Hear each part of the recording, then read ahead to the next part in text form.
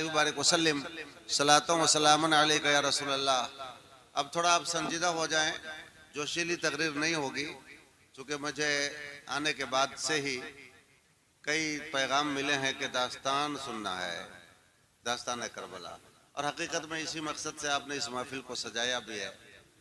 तो जोशीली तकरीर का इंतज़ार न करें, बल्कि वाक़यात करबला क्या है, किस तरह हुआ, क्यों ये वाक़या करबला वजूद में आया, इन चीज़ों को थोड़ा सा गौर से और ध्यान से समझने की कोशिश करें कि जब एक सुन्नी नौजवान या हुसैन का नारा बुलंद कर रहा हो और कोई बागी हुसैन पूछ दे कलाई थाम कर कि तुम्हें दास्तान करबला से कितना हिस्सा मालूम है, तो वहाँ पे सर न झुके आपका, बल्कि आपकी ज़बान बोलने लग जाए।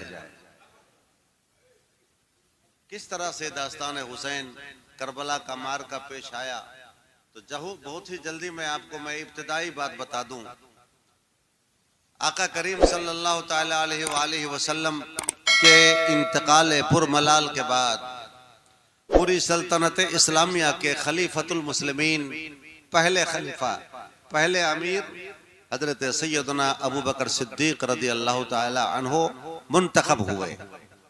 इस पर किसी का इख्तलाफ न हुआ, इसलिए कि हुजूर अलैहिस्सलाम ने अपनी हयात मुबारक में, अपनी ज़िंदगी ज़ाहिरी में 17 वक्त की नमाज की इमामत अपनी मौजूदगी में हजरत अबू बकर से कराई थी। यह इशारा था कि मेरे बाद इस मुसल्ला इमामत पर अबू बकर आएंगे। यह इशारा इस बात की तरफ था कि मेरे बाद खलीफतुल मुस्लिमीन का ताज अबू बकर के सर जेब देगा। चुनांचे हजरत अबू बकर सिद्दीक खलीफतुल मुस्लिमीन बनाए गए। खलीफा का मतलब यह समझ लीजिए, अभी की जबान में राजा कह लीजिए, बादशाह कह लीजिए, सदर जमहूरिया कह लीजिए, राष्ट्रपति कह लीजिए। जमाना बदलने के साथ साथ अल्फाज बदले हैं, लेकिन उस जमाने में जो बादशाह इस्लाम होता था, तमाम सल्तनत का मालिक होता था, उसको अमीरुल मोमिनीन या खलीफतुल मुस्लिमीन कहा जाता था।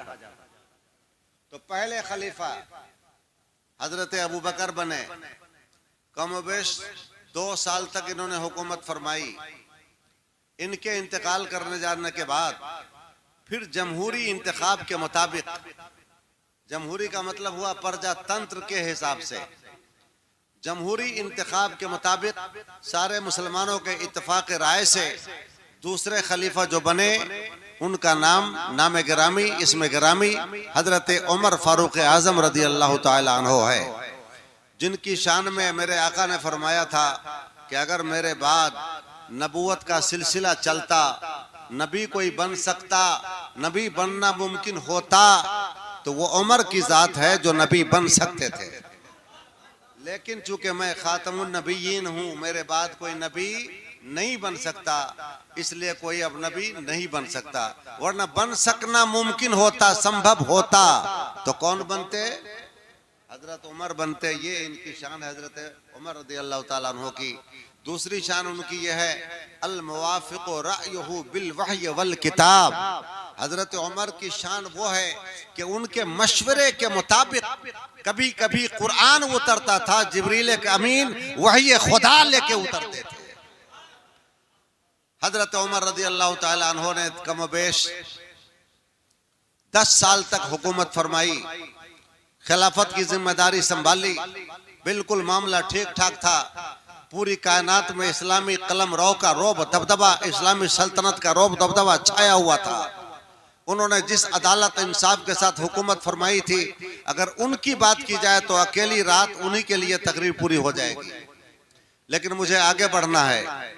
इनके बाद जब ये शहीद हो गए, तो फिर मुसलमानों के जमहूरी इंतखाब के मुताबिक, यानी प्रजातंत्र चुनाव के मुताबिक, सारे मुसलमान, अक्सर मुसलमान के चुनाव से तीसरे खलीफा जो बनाए गए, उस तीसरे खुशनसीब खलीफा का नाम हजरत उस्मान गनी रदी अल्लाह ताला अन्हु है।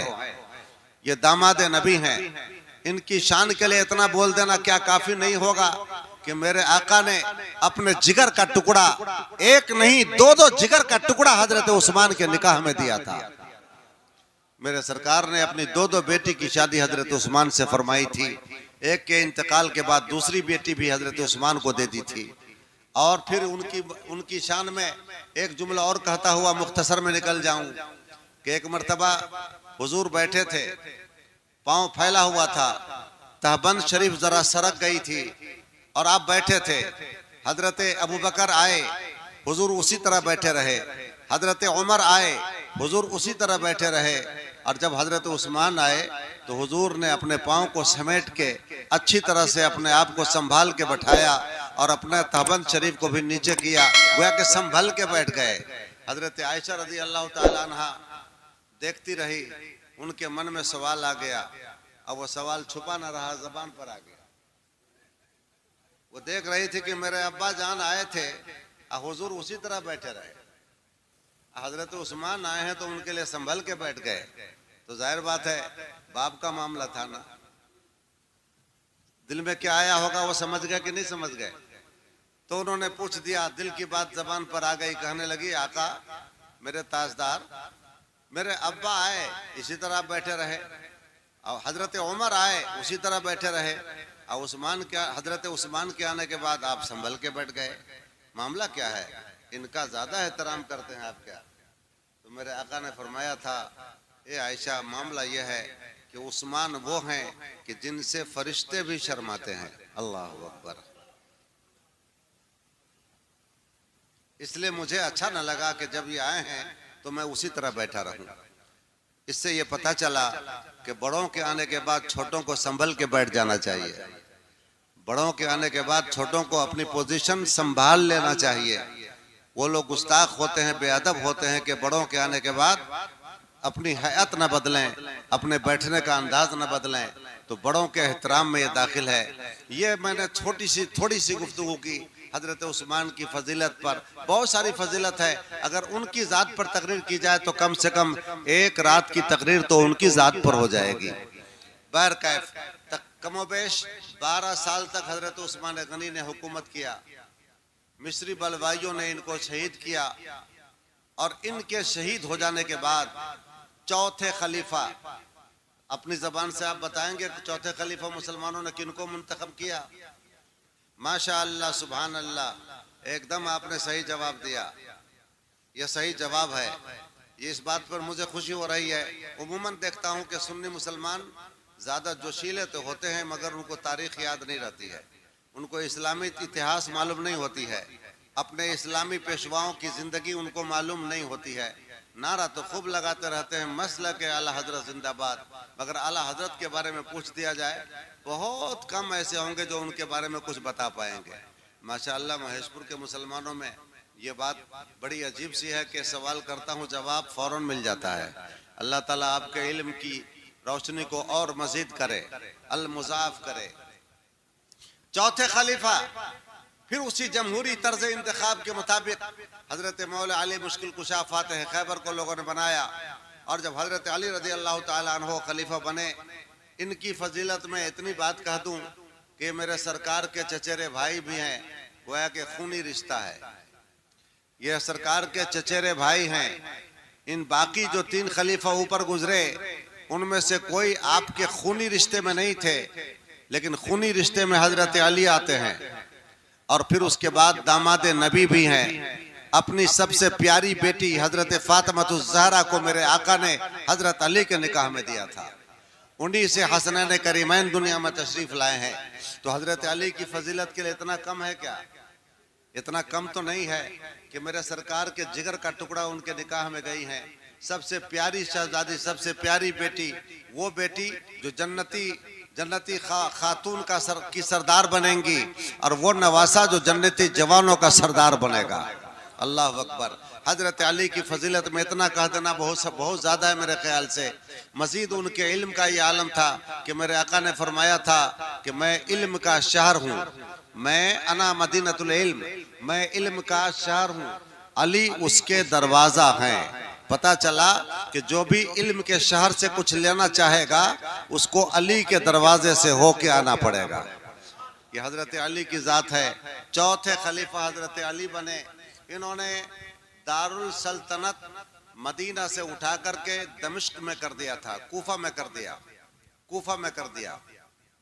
दारुल सल्तनत राजधानी मदीना से उठा के कहाँ कर दिया?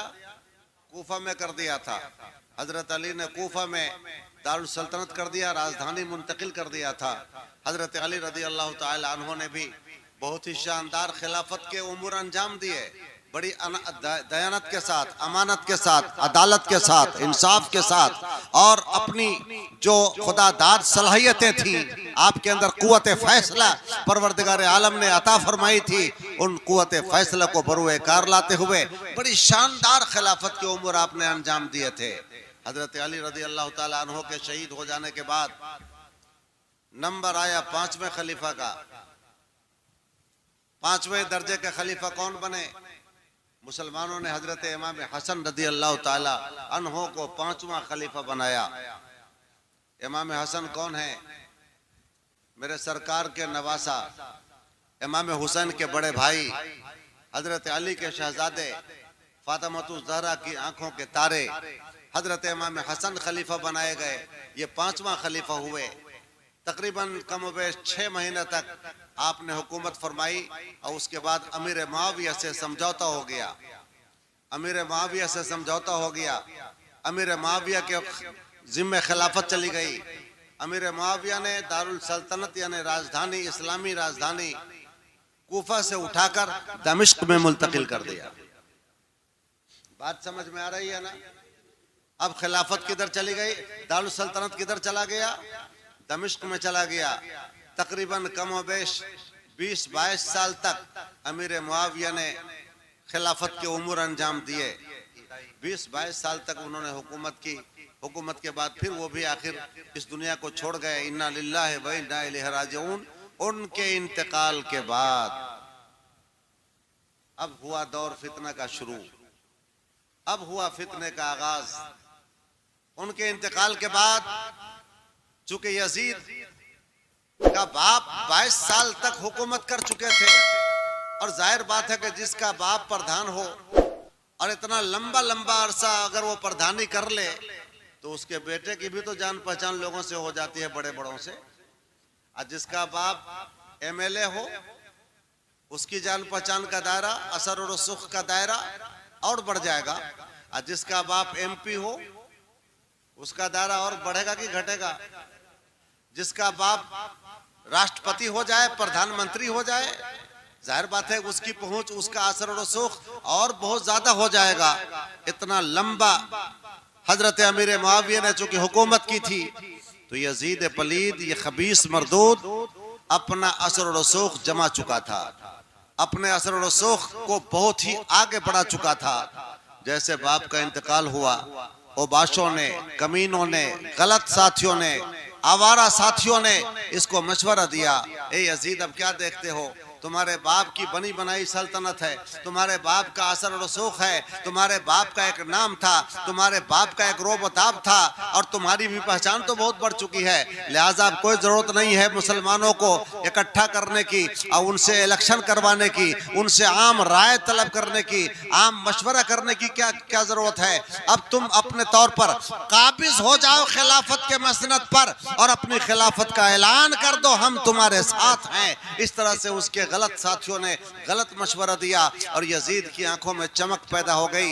इस खबीस ने पहली बार जमहूरी तर्ज इंतखाब के खिलाफ, प्रजातंत्र के खिलाफ, इसने पहली बार इस्लामी खिलाफत पर गासिबाना कब्जा किया था, बैठ गया खिलाफत के ऊपर। और उसके बाद तमाम अतराफ व अकनाफ में, तमाम सुबजात में, आज हमारे यहाँ सुबह नहीं बोला जाता बल्कि 1 नंबर 2 नंबर 3 नंबर बोला जाता, प्रदेश बोला जाता, उस मौके पर सुबह बोला जाता था। तमाम सुबजात में इसने अपने खुतूत भेजना शुरू किया और कहा कि तुम लोग मेरे नाम की बैत करो, मुझे अपना खलीफा बना लो, खलीफा मान लो, चूंकि मैं अपने बाप की जगह पर खलीफा बन चुका हूँ। अब जरूरी है कि तुम सारे के सारे मेरी खिलाफत को यकीन, मेरी खिलाफत का ऐलान करो। सारे लोगों से मेरी खिलाफत का ऐलान करके उनको मेरे नाम की बैत लो। तमाम सुबजात में इसने अपना खत भेजना शुरू किया। मदीना मनव्वरा में भी खत भेजा। मदीना मनव्वरा में उन दिनों